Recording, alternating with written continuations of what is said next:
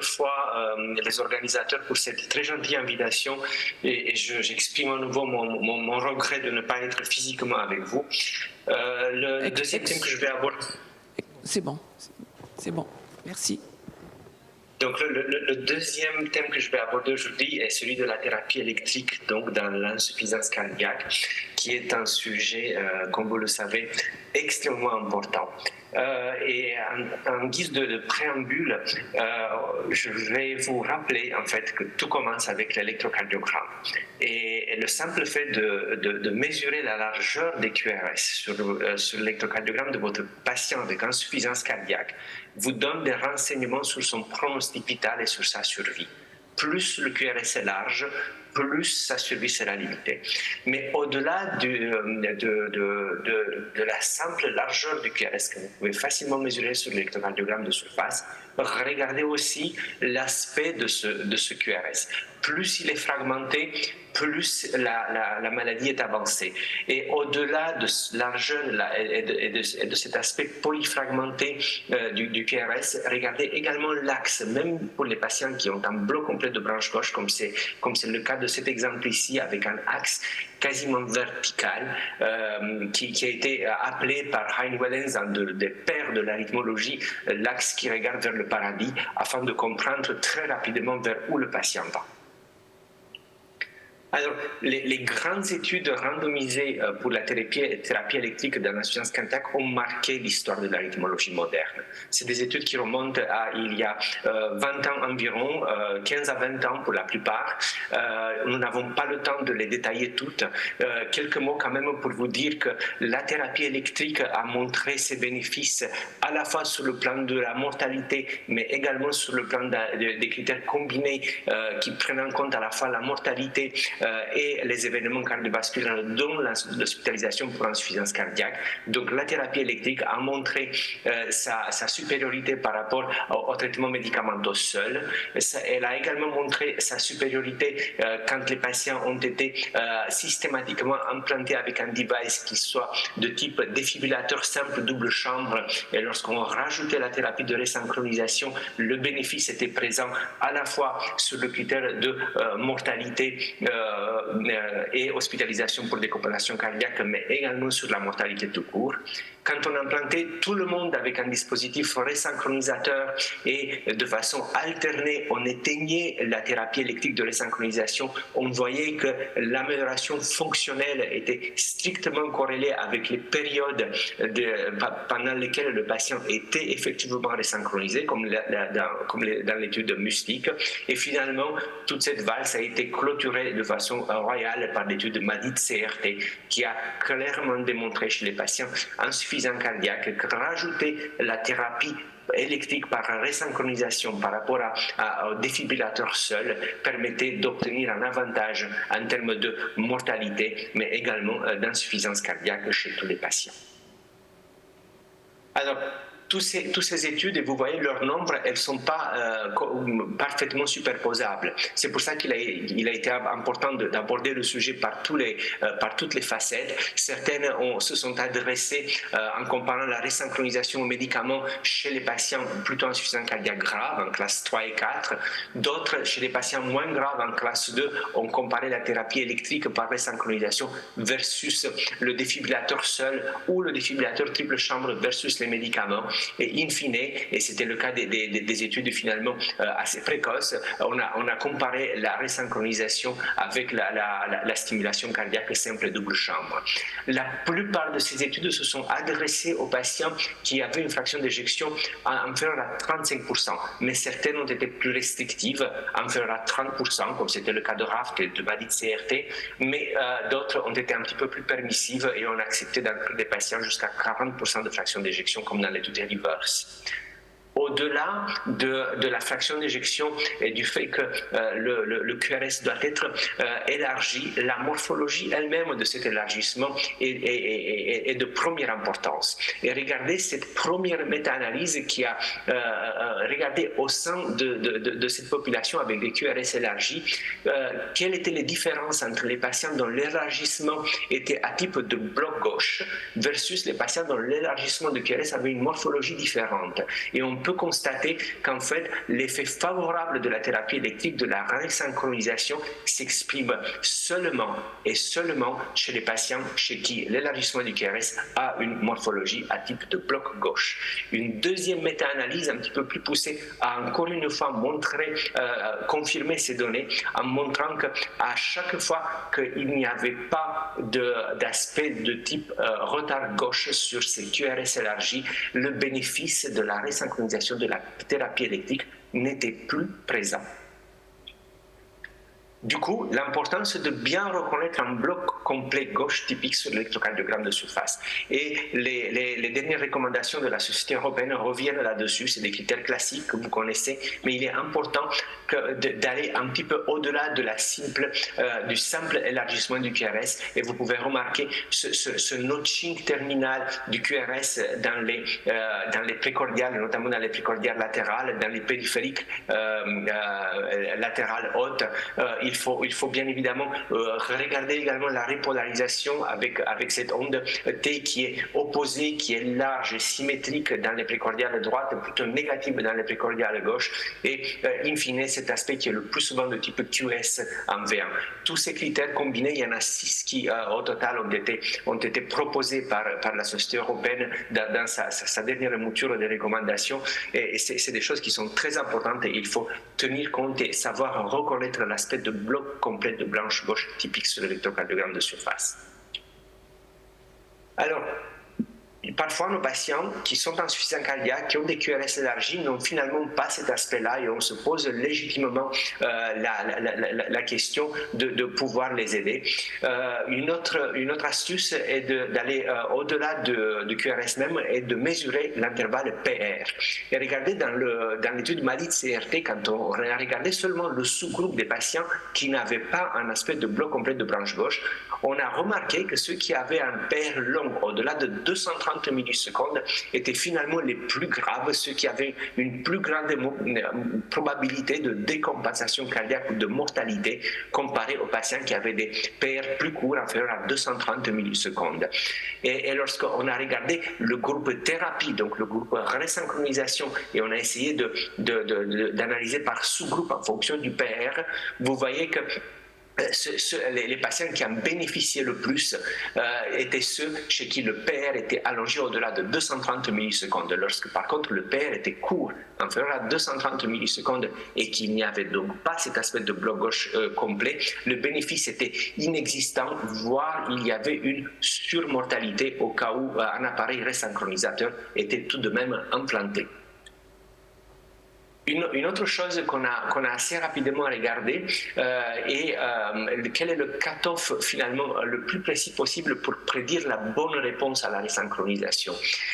Et on s'est intéressé à l'époque, vous vous rappelez certainement, aux critères échocardiographiques d'asynchronisme en essayant de sélectionner dans la population des patients avec des QRS pas si élargis les éventuels bons répondeurs. Et c'était le rôle de l'étude ECHO-CRT qui a randomisé des patients en insuffisance cardiaque grave, en NYHA 3 ou 4, avec des fractions d'éjection inférieures à 35%, mais des QRS plutôt pas très élargis, moins de 130 millisecondes, et des signes échographiques d'asynchronisme de contraction. Ils ont été tous implantés, mais randomisés entre une thérapie de resynchronisation active versus inactive. Et on a remarqué que le critère composite survie et hospitalisation pour l'insuffisance cardiaque ne montrait pas de bénéfice dans le groupe resynchronisé par rapport au groupe contrôle, et qu'au-delà de ce résultat, il y avait même, lorsqu'on resynchronisait les patients avec des QRS à moins de 130 millisecondes, une surmortalité. Donc ça, c'est la limite. Au-delà, il ne faudra surtout pas y aller, avec tout de même un petit bémol qui est celui-là. On a remarqué de façon absolument surprenante dans l'étude MADIT-CRT que les femmes répondaient beaucoup mieux à la resynchronisation que les hommes. Et vous voyez que le groupe des femmes qui a été implanté avec un défibrillateur resynchronisateur, c'est celui qui avait le meilleur pronostic par rapport à l'autre groupe actif qui était celui des hommes avec un défibrillateur resynchronisateur par rapport aux deux groupes contrôle qui avaient seulement un défibrillateur. Ceci a été assez rapidement confirmé par une méta-analyse qui a inclus plusieurs études dans la resynchronisation cardiaque, et vous voyez que les femmes finalement se portent beaucoup mieux et que cette différence est la plus importante dans le sous-groupe avec des QRS plutôt fins, inférieurs à 150 millisecondes, par rapport aux hommes pour lesquels le bénéfice dans ce sous-groupe-là ne ressortait pas pour la thérapie de resynchronisation. Alors pourquoi cela? Tout simplement parce que de façon statistique, les femmes ont des ventricules gauches dont la taille et la masse est un petit peu moins importante, et lorsqu'on va indexer la largeur des QRS à la taille et à la masse ventriculaire gauche, on se rend compte que cet index est finalement clairement inférieur pour les femmes que pour les hommes, ce qui devrait se traduire dans des recommandations un petit peu plus permissives de 9 à 10 millisecondes quant à l'indication d'implanter une thérapie électrique chez les femmes par rapport aux hommes. En mettant tout ça bout à bout, on arrive aux recommandations en vigueur de la Société européenne de cardiologie que vous connaissez certainement, mais on va essayer de les nuancer en sachant qu'on retient en classe 1 l'indication de thérapie électrique pour les patients en rythme sinusal avec une fonction systolique altérée à moins de 35% et des blocs gauche complets avec des largeurs de QRS supérieures à 150 millisecondes, une fois le traitement médicamenteux est optimisé. Une indication un peu moins faible, classe 2A, lorsque le QRS a une largeur intermédiaire entre 130 et 150 millisecondes, en sachant que pour ce qui est des chiffres borderline, on peut être un tout petit peu plus permissif pour les femmes par rapport aux hommes. Et puis lorsque la morphologie de bloc gauche complet n'est pas présente, il faudra là aussi nuancer, favoriser bien évidemment les patients avec un élargissement majeur des QRS au-delà de 150 millisecondes, voire regarder, comme je vous l'ai montré, l'intervalle PR et proposer tout de même cette thérapie pour les patients dont l'intervalle PR dépasse 230 millisecondes. Qu'en est-il des patients qui sont en fibrillation auriculaire et pour lesquels on se pose la question d'un contrôle optimisé de la fréquence, puisqu'il s'agit des patients avec des FA chroniques déclarés en abandon finalement du rythme sinusal, soit ils sont à la base candidats pour des thérapies électriques de resynchronisation, mais on va les mettre en place sur des critères classiques, et lorsque le taux de resynchronisation est inférieur à 90-95%, on va poursuivre avec une ablation de la jonction auriculo-ventriculaire afin d'optimiser ce taux de resynchronisation et de stimulation cardiaque. En revanche, lorsque le traitement médicamenteux seul n'arrive pas à optimiser la fréquence cardiaque et que la fonction systolique ventriculaire à gauche est altérée, même si seulement modérément à moins de 50%, on peut d'emblée implanter un stimulateur resynchronisateur afin de les prendre en charge d'un point de vue du contrôle de la fréquence. Ceci a été royalement démontré par une série d'études qui sont les études APAF-CRT. Il y a eu deux volets, un premier volet morbidité et un deuxième volet mortalité qui a été publié plus récemment, qui a randomisé les patients avec de la fibrillation chronique et des QRS fins entre un contrôle, on va dire, classique médicamenteux de la fréquence versus un contrôle interventionnel qui incluait l'ablation de la jonction nodoïcienne et la resynchronisation cardiaque, donc l'implantation d'emblée d'un stimulateur biventriculaire, et un bénéfice net a été démontré à la fois sur le plan de la morbidité, donc l'hospitalisation pour insuffisance cardiaque, mais y compris pour un critère fort de mortalité toute cause.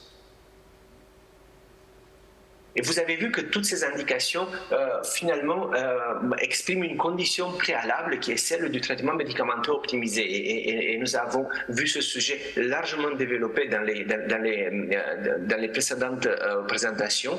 Je ne reviendrai pas là-dessus.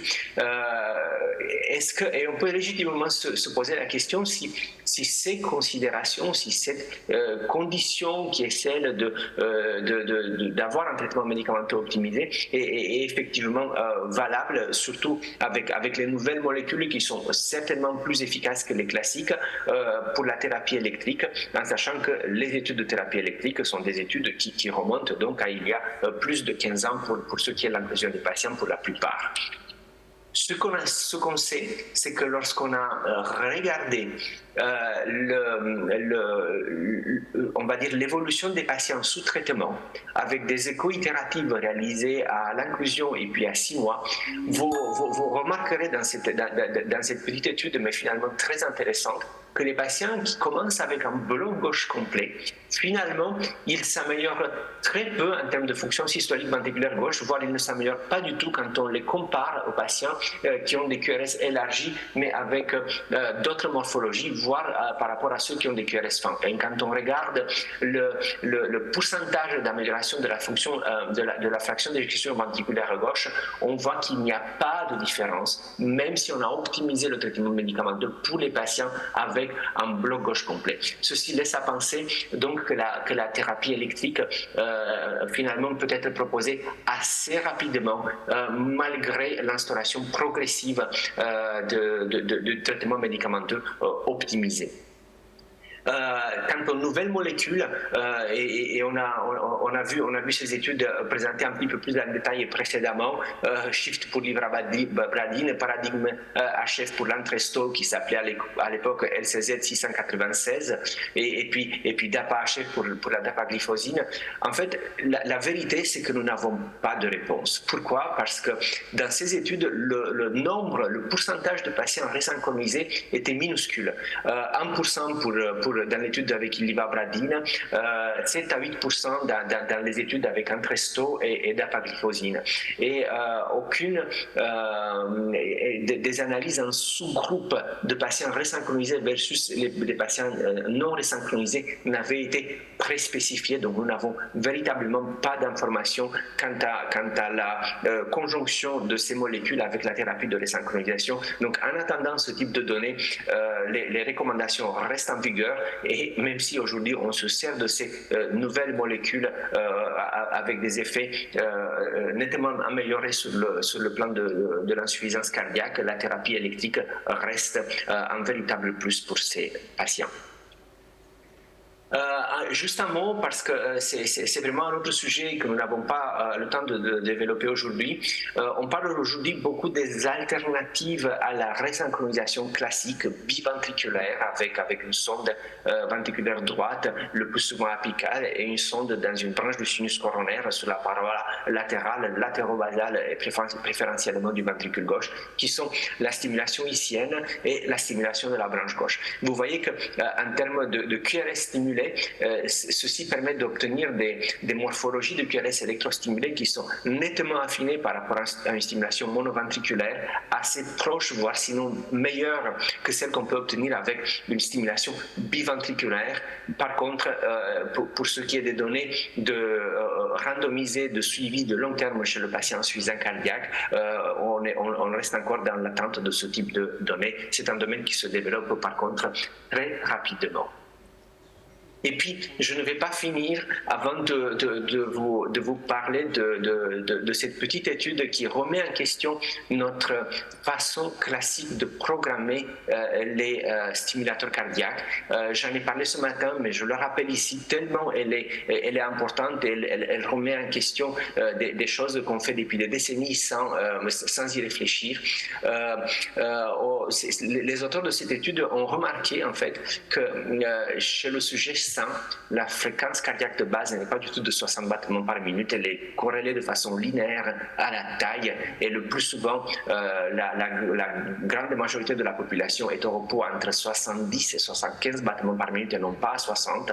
Et donc du coup, ils ont inclus des patients en insuffisance cardiaque mais avec des fonctions systoliques plutôt préservées, qui avaient une stimulation cardiaque physiologique, soit purement atriale, soit resynchronisée efficacement, ou avec un des nouveaux modes de stimulation icienne ou de la branche gauche. Et ils ont bien évidemment exclu les patients avec des QRS trop larges, et ils ont mis en évidence un bénéfice net lorsqu'on stimulait ces patients avec des fréquences de base de 70 à 75 battements par minute par rapport au classique 60 battements par minute, à la fois en termes de qualité de vie, de diminution du NT-proBNP et de tolérance pour les efforts physiques. Parallèlement, il y a eu également une diminution de la survenue ou et du développement ultérieur de fibrillation auriculaire. Je vais m'arrêter ici. Merci beaucoup pour votre attention et je reste connecté pour les questions.